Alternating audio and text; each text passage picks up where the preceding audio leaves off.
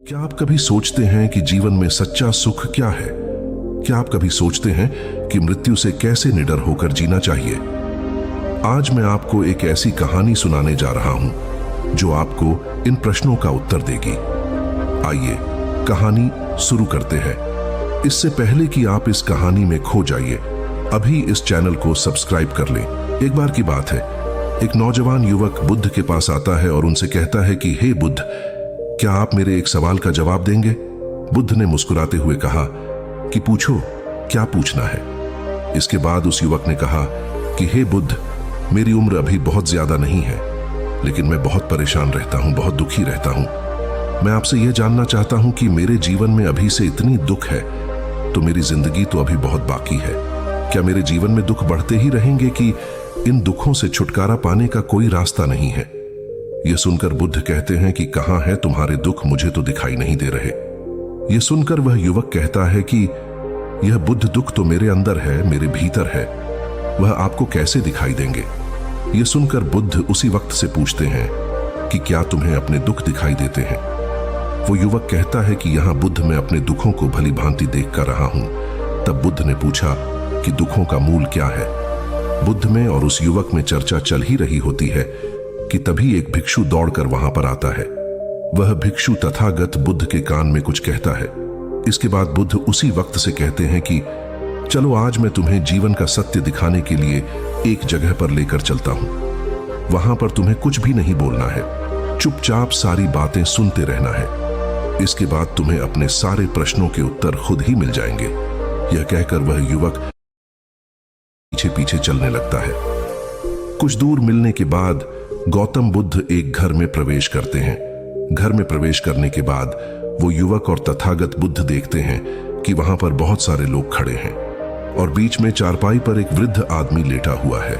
बुद्ध को देखते ही सभी लोगों ने उनके लिए रास्ते बनाई और बुद्ध उस आदमी के पास वहीं उसके चारपाई पर जाकर बैठ जाते हैं। वो युवक भी पास में ही बैठ जाता है। इसके बाद वृद्ध आदमी जो चारपाई पर लेटा हुआ था कहना शुरू करता है कि हे बुद्ध, मैं नहीं जानता कि मेरे जीवन में कितनी सांसें और बचे हैं। पता नहीं किस वक्त मुझे भगवान के घर से बुलावा जाए।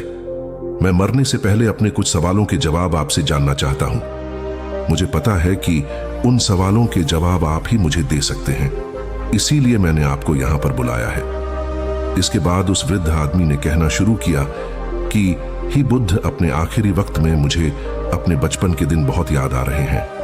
मैं अपने बचपन के दिनों को याद करता हूं और सोचता हूं कि वो भी क्या दिन थे, ना कुछ पाने की फिक्र, ना कुछ खोने का गम। बचपन के उन दिनों को याद करके मेरी आंखों में आंसू आ जाते हैं। मुझे लगता है कि कितनी आजादी थी उस समय, मेरा मैन कितना खुला हुआ था। हर महीने 3-4 हजार रुपए का कुछ भी पाने की इच्छा नहीं थी। जिस भी खेल में लग जाते थे उसी खेल में पूरे दिन लगे रहते थे।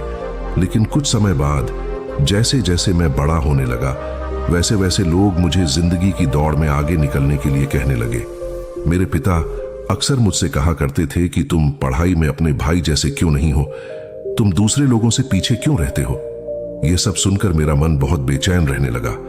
लोग मुझे बहुत ताने मारते थे क्योंकि ना तो मैं खेल में अच्छा था और ना ही पढ़ाई में अच्छा था। सब लोग मुझे किसी और की तरह बनने के लिए कहते थे और उन तानों से तंग आकर मैंने जीवन में कुछ हासिल करने का निश्चय किया। मैंने अपने आप से वादा किया कि मैं भी अपने भाई की तरह कामयाब इंसान बनूंगा और इसके लिए मैं दिन रात मेहनत करने में लग गया।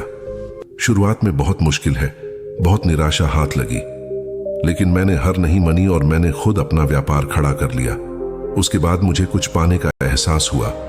मुझे बहुत खुशी हुई क्योंकि जो लोग मुझे ताने देते थे वही लोग अब मेरे आगे पीछे घूमने लगे थे।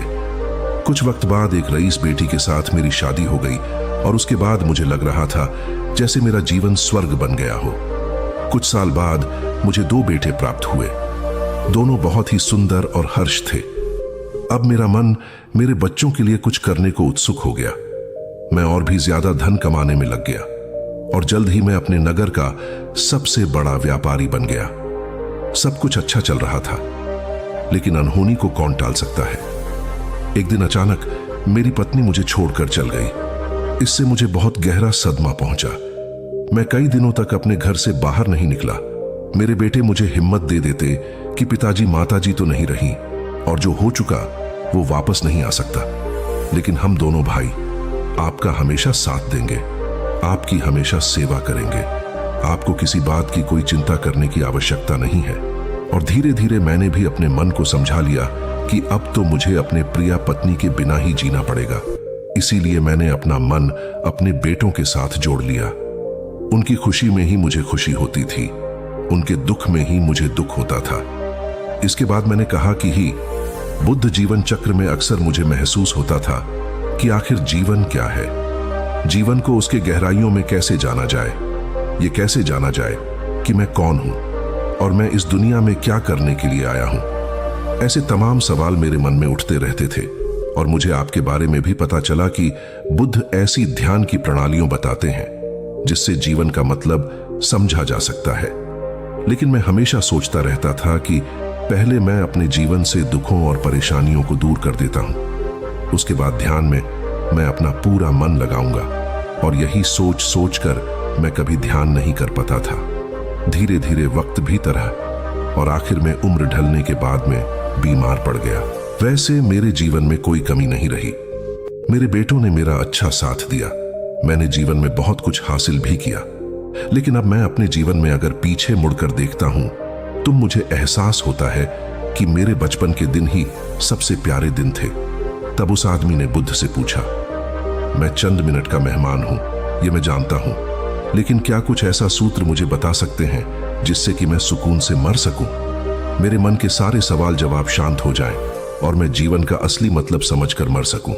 यह सुनकर बुद्ध ने कहा कि हर इंसान को बचपन के दिन प्रिय क्यों होते हैं, क्योंकि उस समय उसे कोई भी चिंता ही नहीं रहती, वो आजाद होता है, उसके मन में कोई लालसा नहीं होती, जिस काम में भी लग जाता है उसी में मग्न हो जाता है। लेकिन जैसे जैसे इंसान की आयु बढ़ाने लगती है वैसे वैसे उसकी इच्छाएं, उसकी कामनाएं दिन ब दिन बढ़ती जाती हैं और इसीलिए अक्सर इंसान भविष्य की तैयारी में लगा रहता है या फिर अतीत के बारे में सोचता रहता है और वह वर्तमान में जीना भूल जाता है।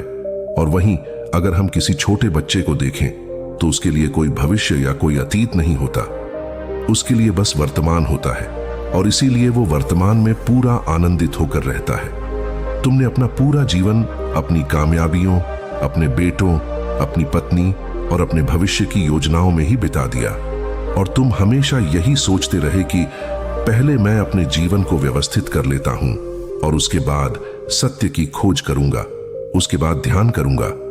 लेकिन हम यह भूल जाते हैं कि कल कभी नहीं आता, भविष्य की योजनाएं कभी पूरी नहीं होती। जब एक योजना पूरी होती है तो हमारा मन दूसरी योजनाएं बना लेता है और इस प्रकार जीवन चक्र चलता रहता है। और अब आखिरी समय में जब मृत्यु तुम्हारी सैया पर लेटी हुई है तो तुम्हें एहसास हो रहा है कि मैंने जीवन में कुछ भी हासिल नहीं किया। अब तुम्हें लग रहा है कि जो भी तुमने किया उसमें से तुम एक सुई भी अपने साथ नहीं ले जा सकते। अगर यही बात तुम उसे वक्त समझ लेते, मृत्यु कभी निश्चित होकर नहीं आती, वो तो कभी भी आ सकती है। अगर ये बात उसे वक्त तुम्हारा मन समझ लेता तो तुम उसी वक्त ध्यान और सत्य की खोज में लग जाते। तुम कोई ऐसी चीज खोजने की कोशिश करते जो तुम्हारे साथ जा सके, जो तुम्हें परिपूर्णता से मरने का मार्ग दिखा सके। उसे वृद्ध आदमी ने हाथ जोड़कर बुद्ध से कहा कि बुद्ध, यह तो मैं जानता हूं कि मुझसे गलतियां हुई हैं, मैंने अपने जीवन को सार्थक रूप से जिया ही नहीं और इस बात का मुझे बहुत गहरे में एहसास हो चुका है। लेकिन मैं आपसे फिर से वही सूत्र जानना चाहता हूं कि क्या मैं अभी परिपूर्णता के साथ नहीं मर सकता? क्या मुझे अभी सत्य की कोई झलक नहीं मिल सकती? यह सुनकर बुद्ध ने उसे आदमी का बहुत सहलाते हुए कहा कि अब तो एक ही सूत्र समझने लायक रह जाता है और वो सूत्र ये है कि तुमने जीवन में जो कुछ भी पाया या जो कुछ भी खोया वो सब यहीं पर छोड़कर चले जाओ, उसे अपने मन के साथ जोड़कर मत ले जाओ।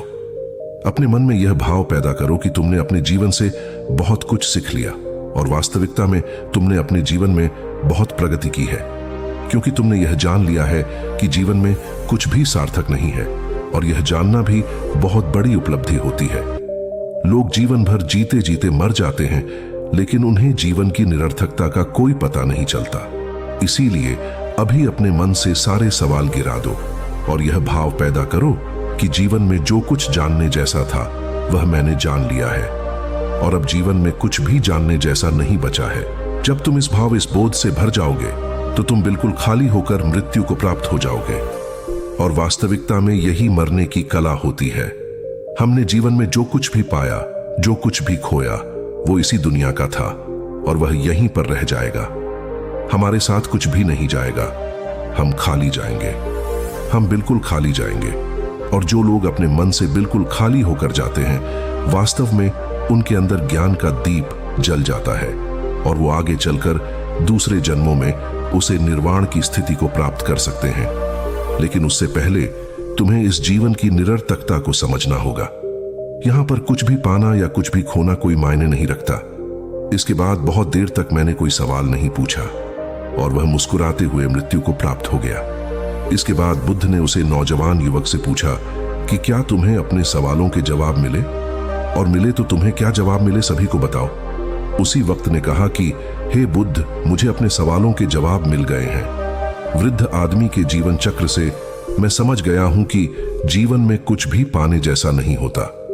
सुख हो या दुख हो, सब कुछ यहीं पीछे रह जाता है।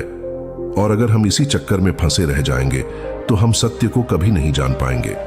इसीलिए जीवन में सुख और दुख तो चलते ही रहेंगे। इसके साथ साथ चलते हुए ही हमें सत्य की खोज करनी पड़ेगी। लेकिन बुद्ध, मेरे मन में अब भी एक सवाल बाकी है जिसका जवाब जानना सबके लिए बहुत ज्यादा जरूरी है। मेरा सवाल है कि मैं ध्यान की यात्रा करने के लिए बहुत प्रेरित हुआ हूं। मुझे कोई मार्ग नहीं पता। ध्यान कैसे किया जाता है कि ध्यान की सभी प्रक्रियाएं तुम्हें होश में लाने के लिए ही बनी है, तुम्हें वर्तमान में लाने के लिए बनी है। अगर तुम किसी भी कम को पूरी उपस्थित के साथ पूरे एकाग्र भाव से अपने आप को पूरा इकट्ठा करके कर सकते हो तो तुम ध्यान में ही होते हो। लेकिन हमारा ध्यान इधर उधर भटक रहता है। अपना कम करते करते वर्तमान में रहने के लिए मैं तुम्हें एक छोटी सी विधि बताता हूं जिसके जरिए तुम अपना कम भी कर सकते हो और ध्यान को भी समझ सकते हो। जब भी तुम चलते फिरते हो, उठते बैठते हो, सिर्फ अपने सांसों पर ध्यान लगाना शुरू करो। सांस किस नाक से आ रही है, किस नाक से जा रही है, ना कि कौन से कोने से टकरा रही है। सिर्फ तुम उसके साक्षी भर हो जाओ, सिर्फ उसको देखते रहो। कुछ भी काम कर रहे हो, चल रहे हो, फिर खाना खा रहे हो, सिर्फ अपने सांस पर ध्यान लगाओ। और यह करते वक्त तुम्हें महसूस होगा कि तुम्हारा दिमाग, तुम्हारे विचार तुम्हें इधर उधर ले जाते हैं। लेकिन थोड़ी देर बाद तुम्हें फिर से होश आएगा कि तुम्हें अपनी सांसों पर ध्यान लगाना है और तुम्हारा ध्यान फिर से सांस ऑटोमेटिक जाएगा। और धीरे धीरे जब तुम अपने विचारों को देखने लगोगे तो तुम पाओगे कि विचार विलीन होने लगे हैं। तुम्हारे अंदर बस एक खाली मैदान बचा हुआ है। सारे सवाल जवाब विलीन हो चुके हैं। इसके बाद बुद्ध ने कहा कि सांसें जो होती हैं वो वर्तमान में चलती है।